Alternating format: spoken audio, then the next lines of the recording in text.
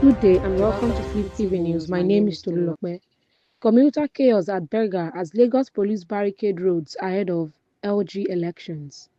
Lagos residents woke up to an unexpected lockdown on Saturday morning as security operatives, including the Nigerian Police Force, Federal Road Safety Corps, and military personnel, barricaded major entry points into the city, particularly at the Berger interchange.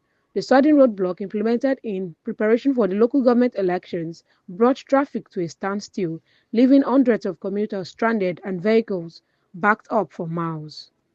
As early as 7 a.m., Berger, one of the busiest gateways into Lagos, was already swarming with uniformed officers enforcing the movement restriction.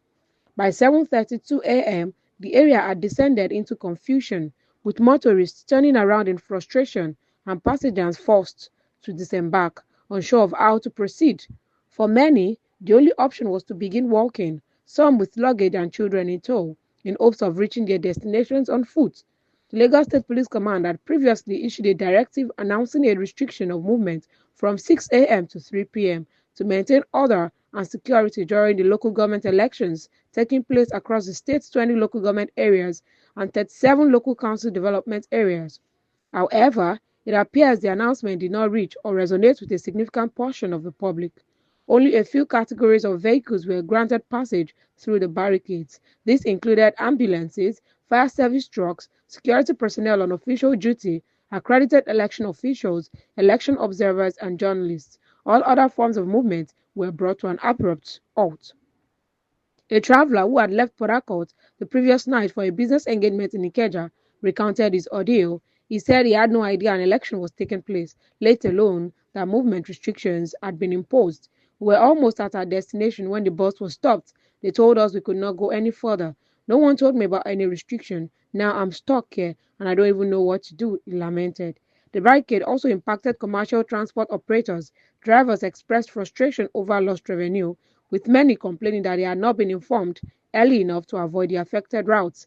A commercial bus driver heading towards Ojota said, "This is not fair. They just blocked everywhere without warning us. We are just trying to earn a living."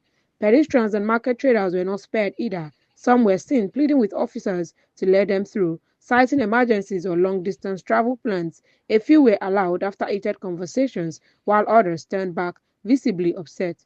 While the intent behind the restriction was to ensure a peaceful and orderly election process, the sudden and poorly communicated enforcement drew criticism from several quarters. Residents took to social media to vent their anger, calling for better planning and public enlightenment ahead of future elections.